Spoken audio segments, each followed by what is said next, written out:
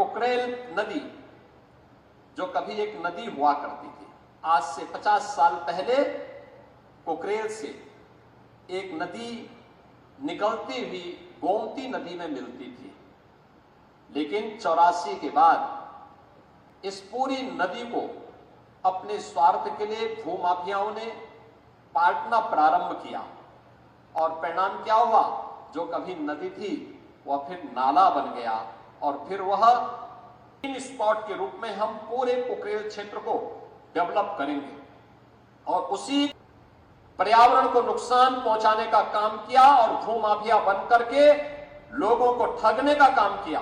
कुकरेल नदी जो कभी एक नदी हुआ करती थी, आज से 50 साल पहले कुकरेल से एक नदी निकलती हुई गोमती नदी में मिलती थी। लेकिन 84 के बाद इस पूरी नदी को अपने स्वार्थ के लिए भूमाफियाओं ने पाटना प्रारंभ किया और परिणाम क्या हुआ? जो कभी नदी थी वह फिर नाला बन गया और फिर वह उन बस्तियों के ड्रेनेज को उड़ेलने का एक माध्यम बन गया। उसने एक नदी को तो मारा ही मारा, लेकिन साथ साथ गोमती नदी को भी प्रदूषित करने का काम किया। जिस नदी संस्कृति के ऊपर मानवीय सभ्यता बसी हुई है, उसको नष्ट कर दिया गया, समाप्त कर दिया गया। गोमती नदी लखनऊ में आकर के कितनी काली हो गई है, किस प्रकार की स्थिति को पहुंच चुकी है।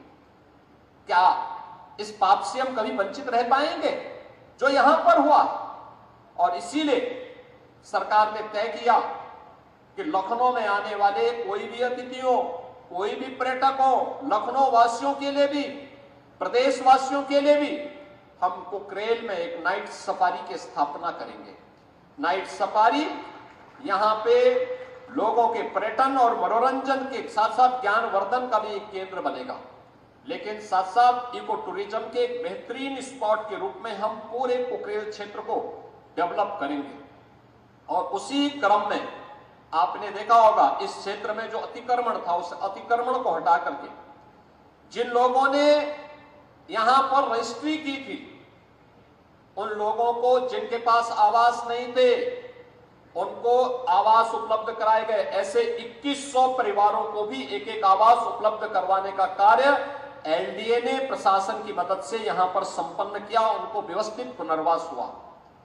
लेकिन साथ साथ जिन लोगों ने जमीन के धंधे के साथ जुड़ करके पर्यावरण को नुकसान पहुंचाने का काम किया और भूमाफिया बन करके लोगों को ठगने का काम किया, ऐसे भूमाफियाओं के खिलाफ भी कार्रवाई करते, एफआईआर लॉन्च कराते, उनके खिलाफ कार्रवाई की गई और सुप्रीम कोर्ट तक लड़ करके लखनऊ विकास प्राधिकरण ने आज इसे खाली करवाया है।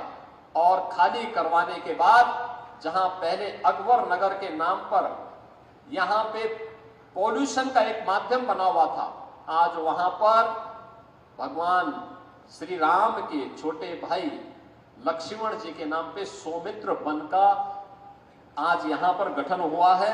ये जो जितने भी पेड़ लगाए जा रहे हैं ये सौमित्र वन ही हैं, ये सौमित्र वन के ही हो रहे हैं। हरशंकरी के एक वाटिका मुझे भी यहां पे लगाने का अवसर प्राप्त हुआ है।